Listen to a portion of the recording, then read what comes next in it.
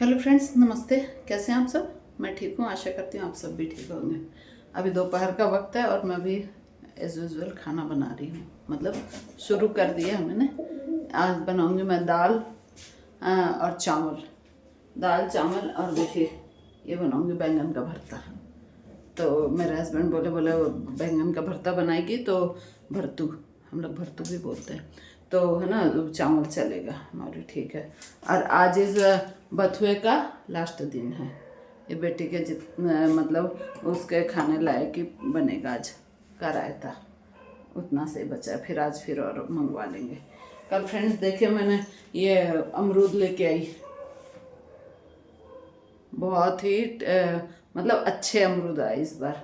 तो कल शाम को गई थी मैं कहाँ, ये भागवत सुनने। और आज सुबह मैंने ढोकला बनाया, तो इसको दोते को बोला कि जा, हमारे नीचे मीठा नीम लग रखे हैं ना फ्रेंड्स, तो मैं बोले जा ढोकला में मीठा नीम का छोंक दूंगी तो लेके आना।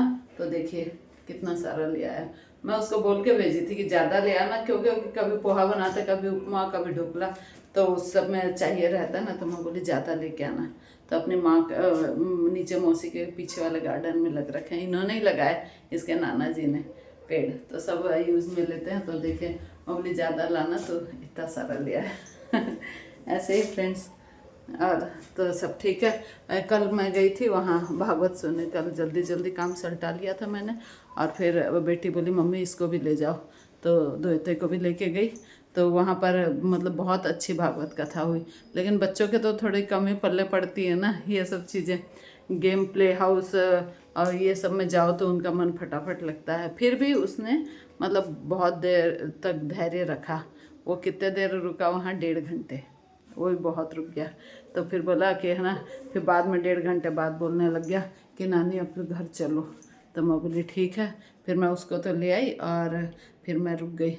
तो रास्ते में मेरे को बोलता है, बोला नानी ये कथा इतनी बड़ी, इतना देर तो हम लोग स्कूल में भी नहीं रुकते। मतलब इतनी दूर तो हम, इतनी देर तक तो हमारी स्कूल भी नहीं चलती है जितनी देर तक कथा चली थी। मैं बोली हाँ बेटा ऐसे ही है। और कथा में भगवान इन्होंने जो वो दिया ना, प्रवचन दिया, जो मतलब कथा सुनाए, उसमें फिर उन्होंने कहा कि अपने छोटे छोटे बच्चों को भी लेके आया करो। यदि 15 साल तक के बच्चे आने लग जाए ना, तब तक तो उनमें मतलब भगवान के प्रति अनुराग पैदा हो जाएगा। वरना 15 साल के बाद तो वो फिर कहीं आने के उसमें नहीं रहते हैं। उन्होंने कहा ऐसा, हालांकि ऐसा है नहीं। मतलब जिनमें लगन होती है भगवान के प्रति तो वो तो रहती है हमेशा। ऐसे ही फ्रेंड्स। और फिर आज देखो और कहीं जाने का होता है तो, नहीं तो कथा तो है ही। मेरे एक फ्रेंड बोल रहे थे कहीं पार्टी में चलो, तो मैं बोली नहीं अभी तो कथा चल रही है और मैं अभी घर में बिजी हूँ। ऐसे ही फ्रेंड्स। और ये जो मैं कथा सुनाती हूँ ना, तो उसमें आज मैं इसकी चर्चा जो ज्योतिर्पुंज निकला था ना शिव जी का, उसके लिए मैंने इनसे बात की। तो फिर उन्होंने बताया, बोले एक बार ब्रह्मा जी में और विष्णु जी में, दोनों में ये बात की बहस हो गई थी कि कौन बड़ा है। वो बोल रहे मैं बड़ा, वो बोला मैं बड़ा। तो उनके बहस के दौरान ही उनके मध्य से एक बहुत बड़ा ज्योतिर्पुंज मतलब शिवलिंग के रूप में प्रकट हुआ। वो इतना ऊंचा आकाश तक और नीचे पाताल तक ऐसे गया। तो फिर वो लोग आश्चर्यचकित रह गए, दोनों बोले कि भाई ये क्या है ऐसे करके। तो जिसका और छोर नहीं था, तो फिर उनको ये दिया गया कि है ना, मतलब कि आप ढूंढो नीचे तक कहाँ तक ये शिवलिंग का और छोर है, नीचे भी और ऊपर भी पाताल में भी। तो विष्णु जी नीचे गए, तो वो नीचे तक जाके आ गए, तो उनको पता ही नहीं चला कि उनको मिला ही नहीं छोर। तो फिर वो वापस आए और इधर ब्रह्मा जी ऊपर तक गए, तो उनको मिला नहीं। लेकिन उन्होंने क्या किया, थोड़ा सा झूठ बोल दिया। उन्होंने क्या किया, केतकी के फूल को बोला कि है ना तुम मेरे साखी भरना, मतलब हामी भरना, मेरे हाँ में हाँ मिलाना। फिर शिव जी ने पूछा कि भाई आपको और छोर दिखा क्या? तो बोले विष्णु जी ने तो मना कर दिया, मेरे को नहीं दिखा। लेकिन ब्रह्मा जी ने झूठ बोल दिया, बोला मेरे को तो ऊपर गया ना तो मेरे को तो छोर दिख गया, है ना। तो ऐसा करके उन्होंने झूठ बोला। और फिर क्या बोलते हैं, और उन्होंने केतकी के फूल को बोल दिया कि भाई तुम भी, तो बोला हाँ इन्होंने देखा है, मैं साक्षी हूँ ऐसे करके। तो फिर शिव जी को बहुत गुस्सा आया, क्रोध आया। और भी मतलब उस समय ना ब्रह्मा जी को थोड़ा बहुत अहंकार हो भी गया था किसी किसी बात का। तो फिर शिव जी को क्रोध आया और उन्होंने क्रोध से में आकर उनका एक मस्तक काट दिया। उसी बात से लेकर राजा दक्ष शिव जी से नाराज रहते थे हमेशा। और फिर एक बात और मैं आपको, जब राजा दक्ष का सिर काटा ना शिव जी ने, क्योंकि सती अग्नि में मतलब उसमें हवन कुंड में प्रविष्ट होकर जल वो हो गई थी, आहुति दे दी थी उन्होंने, तो शिव जी को क्रोध आया। तो जब उन्होंने इसका दक्ष का सिर काटा तो दक्ष ने बहुत अनुनय विनय किया और सारे देवताओं के समझाने पर वो दक्ष को क्या बहुत घमंड था, हमेशा मैं करता रहता था, मतलब अपना अहंकार में। तो फिर उन्होंने शिव जी ने क्या किया कि एक बकरे का सिर काट के उनके धड़ पे लगा दिया कि जो मैं करता तो बकरा करता है ना, मैं तो मैं करने वाला को बकरे का सिर लगा दिया। ऐसा ही है फ्रेंड्स। और फिर जब केतकी के फूल से हामी भराई तो फिर भगवान उससे भी रुष्ट होगा और फिर उनको ये वो दिया, श्राप दिया कि केतकी का फूल कभी मतलब कि शिव जी के ऊपर नहीं चढ़ता है। यही एक कारण है कि केतकी का फूल नहीं चढ़ता है। और फ्रेंड्स ऐसे ही है। और ये अपन इनसे पूछते हैं ना फ्रेंड्स, AI से, तो मैंने उससे पूछा कि केतकी का फूल क्यों नहीं चढ़ता है, तो बस इसीलिए कि उन्होंने झूठ बोला, बस कथा पूरी नहीं सुनाते। इससे अच्छा तो गूगल है मेरे हिसाब से। गूगल पूरी एक एक चीज़ की जानकारी सही देता है और AI तो ऐसे बोल दिया। फिर मैंने उनको पूछा कि वो कौन 7 अमर जो थे वो कौन है, तो उन्होंने बताया अश्वत्थामा, कृतवर्मा, बाली और हनुमान जी, और भी 3-4 मतलब 2-3 का और नाम बताया जो सही थे। फिर मैंने कहा उनसे कि बाणासुर, तो बोला हाँ बाणासुर भी था।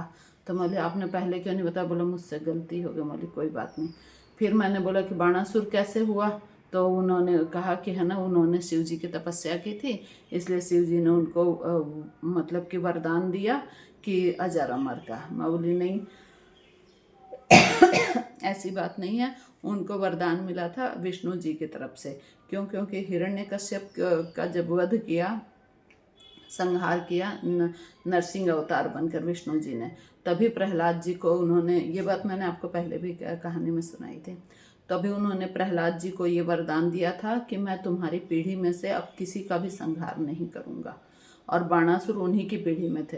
तो मैंने उसमें लिखा है AI को, तो बोला हाँ आप बहुत समझदार हैं, आपका ज्ञान अप्रतिम है, और ये है वो है, आपने एकदम सच्ची कथा सुनाई, बाणासुर भी अजर अमर में आता है, ऐसे ऐसे करके। तो मेरे वो करने लगे, तो मैं बोली मैंने नहीं, मेरे पतिदेव ने। तो फिर वो बोले हाँ आपका पतिदेव का ज्ञान बहुत अच्छा है, उनको मेरा प्रणाम कहना, और वो बहुत अच्छे हैं। मैं बोले ठीक है चलो। हाँ, तो इसलिए कि गूगल का मतलब फिर भी थोड़ा सा सही रहता है इन सब चीज़ों में। और बाकी तो अपने वेद पुराण जो है ना, पुराण हमारे पास 8-10 पुराण पढ़े हैं, पढ़े मतलब रखे हुए हैं श्रद्धा सहित। मेरे हस्बैंड पढ़ते हैं, और आजकल मैं भी थोड़ा थोड़ा ऐसा सोचती हूँ कि कभी टाइम मिले तो मैं भी थोड़ा पढ़ूँ ऐसे करके। क्योंकि अपने मतलब धर्म के बारे में ज्ञान तो सबको होना चाहिए फ्रेंड्स। और ऐसे ही है, आज देखो कहीं का प्रोग्राम बनता है तो, और यही सब है। और जो कल मैं ये कथा सुना रही थी ना इनकी, राम जी की, तो राम जी जब वनवास से वापस लौटे ना, तो कथा आती है कि सब वहाँ पर वृद्ध लोग थे, मतलब सबकी एज 14 साल से बड़ी थी, मतलब ऐसे करके वयस्क थे और बूढ़े ऐसे। तो फिर बोले कि कैसे, तो बोला आप जब वहाँ गए ना वनवास, तब से अयोध्या में सब नर नारी इतने दुखी थे कि उस काल में कोई बच्चे ही पैदा नहीं हुए। तो इसलिए फिर मतलब कि सब सारी प्रजा भगवान राम से इतना ज़्यादा प्रेम करती थी। और अब तो अपने अयोध्या में भी बहुत बड़ा विशाल मंदिर बन गया है, भव्य मंदिर बन गया राम जी का। अब देखते हैं हमको कब राम जी दर्शन के लिए बुलाते हैं, कब उनके वो होगी कृपा होगी जो हम भी जाएंगे। बनता तो रहता है प्रोग्राम, लेकिन अब भगवान राम का जब तक आदेश नहीं होगा, आज्ञा नहीं होगी, तब तक नहीं जा सकते हैं। ऐसे ही फ्रेंड्स। और बस अब मैं बैंगन का भरतू बनाऊंगी, दाल चावल बथुए का रायता और रोटी। अब सारी चीज़ देखिए, आज कुछ ज़्यादा ही अस्त व्यस्त हो रखे मेरे रसोई, क्योंकि ना वो काम वाली बाई आज आई नहीं है। ठीक है, तो मैं काम करती हूँ और कल मिलते हैं नेक्स्ट वीडियो में। Bye, take care.